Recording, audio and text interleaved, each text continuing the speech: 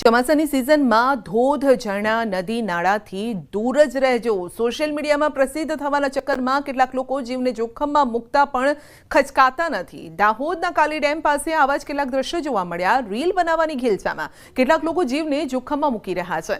Reel અને selfie લેવા માટે કેટલાક લોકો ધસમસતા પાણીના પ્રવાહ સુધી પહોંચી જાય છે અને તેવામાં તે લોકોને ખબર નથી પાણીનો પાવર કેટલો છે.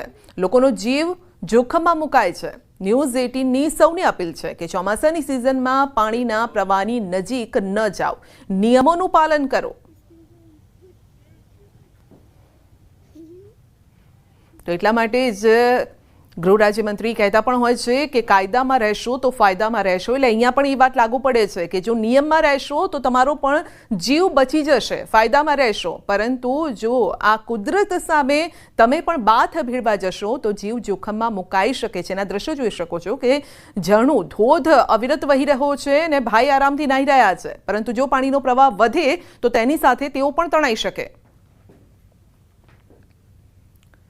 અમદાવાદમાં વરસાદનો વિરામ છતાં હજુ પણ કેટલાક ગામોમાં નથી ઓસર્યા પાણી. ધોળકા તાલુકામાં જલાલપુર વજીફા ગામમાં હજુ રોડ અને ગામમાં 3 ફૂટ પાણી ભરેલું છે. છેલ્લા 20 દિવસથી આ પાણીમાંથી ગ્રામજનો અને બાળકો પસાર થવા મજબૂર છે. પાણી ભરાયા બાદ ગ્રામજનોએ મોટી સંખ્યામાં બેનર સાથે પદયાત્રા કાઢી અને તંત્ર સામે વિરોધ દાખ્યો છે. તો મૌન રેલી કાઢીને પ્રાંત અધિકારીને આવેદનપત્ર પણ આપ્યું. જલાલપુર વજીફા ગામથી ધોળકાથી આંબલિયાળા ગામ જતા રોડ પર સ્કૂલ પાસે ગામમાં જવાના મેઇન ગેટ પાસે ઢીચણસામાં પાણી ભરાઈ ગયા છે.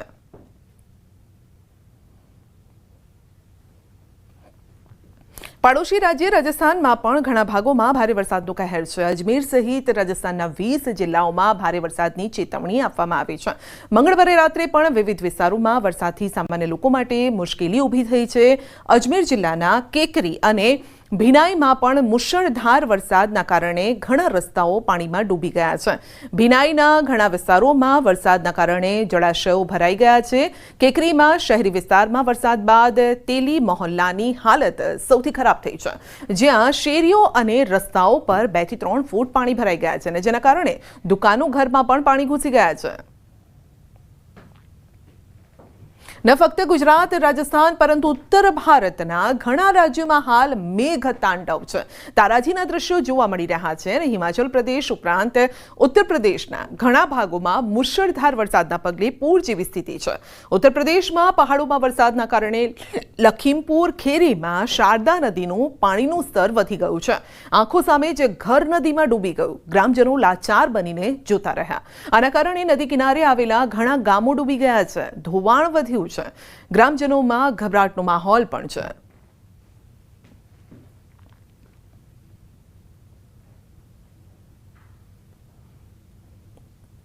ઉત્તર પ્રદેશના હમીરપુરમાં મુશળધાર વરસાદથી જિલ્લામાં જનજીવન ખોરવાઈ ગયું છે. બિયાસ નદી સહિત સમગ્ર જિલ્લામાં કોતરો છલકાઈ ગઈ છે.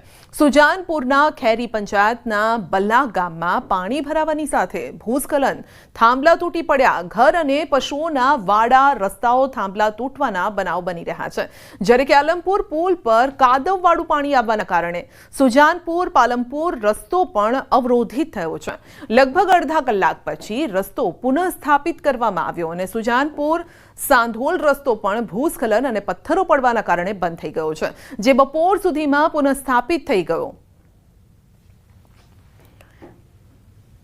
सीधा आपने ले जैसू हवामान विभाग की प्रेस कॉन्फ्रेंस में वाइड स्प्रेड बारिश का पूर्वानुमान है और लाइट टू मॉडरेट कैटेगरी में, और हेवी रेनफॉल का भी वार्निंग दिया गया है. दोनों क्षेत्रों में है.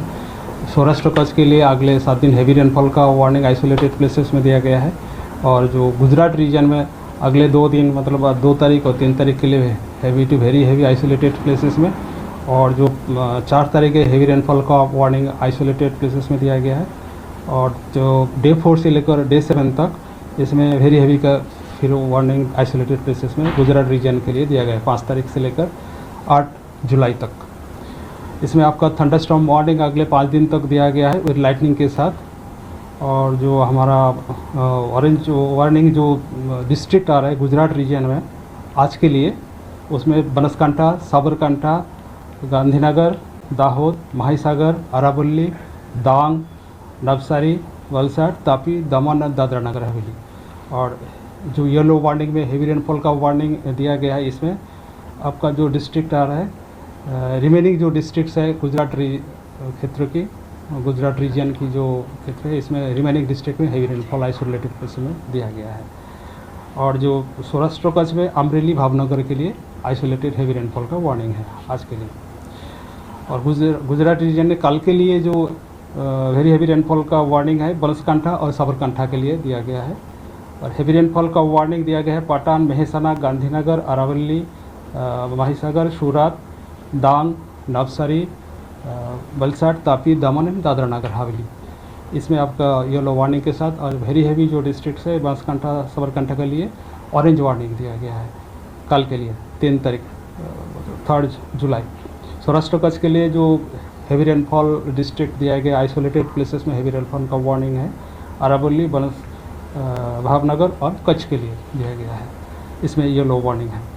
और जो थंडरस्टॉर्म वार्निंग है पहले ही बोला है 2 से 6 जुलाई तक थंडरस्टॉर्म विथ लाइटनिंग का भी वार्निंग येलो वार्निंग के साथ दिया गया है सारे डिस्ट्रिक्ट में गुजरात क्षेत्र की। और जो फिशरमैन वार्निंग है अगले 5 दिन तक squally weather, high sea with waves, इसमें अगले 5 दिन के लिए दिया गया है 2 जुलाई से लेकर आपका 6 जुलाई तक। इसमें जो विंड स्पीड रहेगा 40 to 50 किलोमीटर प्रति घंटा और 60 किलोमीटर प्रति घंटा गस्टिंग के साथ रहेगा, इसलिए फिशरमैन भाई को समुद्र जाने के लिए मना है। आज का अहमदाबाद को जो स्थिति है इसमें light to moderate rainfall, thunderstorm lightning के साथ आइसोलेटेड प्लेसेस में हेवी रेनफॉल का भी वार्निंग है।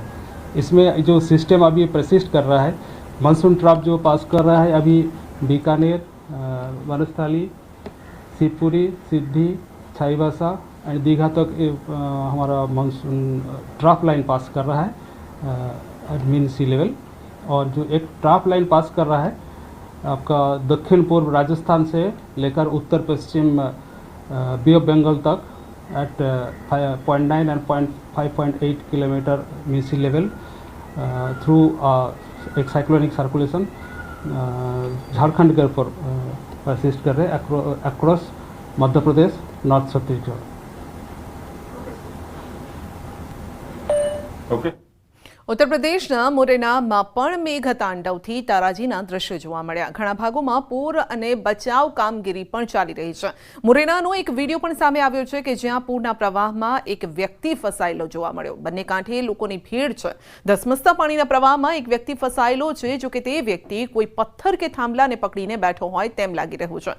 તો બીજા દ્રશ્યોમાં પૂરના પાણીમાંથી કેટલાક લોકો જોખમી રીતે પ્રવાસ કરતા નજરે પડ્યા।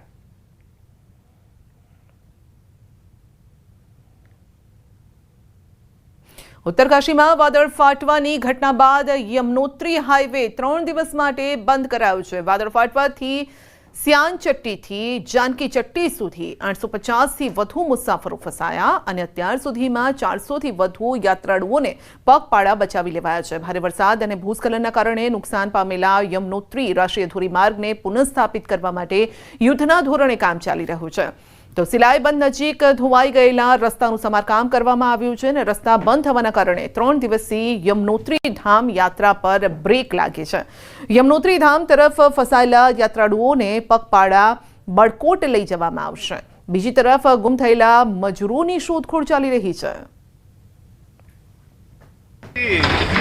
ये तो आप देख ही रहे हैं कि पूरा कार्य युद्ध स्तर पे चल रहा है और 50% जो हमारे यात्री सियाना चट्टी, खरसाली, जानकी चट्टी फंसे हुए थे, 50% से ज़्यादा हम लोग आज रेस्क्यू करवा चुके हैं। और कल तीर्थयात्री वहाँ से लगभग धामों से आ जाएंगे। वॉश आउट एरिया हुआ था 3 जगह यहाँ पे, उसको रिकवर कर लिया है, रिस्टोर कर लिया है। तो हमारा JCB और पोकलेन तो गो थ्रू हो गया है सिलाई बैंड पे, और पैदल रूट हम लोग ओजरी वाला जो पॉइंट है अभी उस पर काम करना बाकी है। 5 किलोमीटर वहाँ से आगे ये मिलेगा वो मिलेगा, लेकिन मैंने उत्तरकाशी SP पुलिस को फ़ोन किया, उन्होंने बोला यहाँ पर ऐसी कोई व्यवस्था नहीं है, आप वहाँ से रास्ता मत छोड़ना जब तक आपको कंट्रोल रूम से कोई सूचना न मिले। तो यही विनती है कि प्रशासन पूरे मान सम्मान के साथ सब यात्रियों को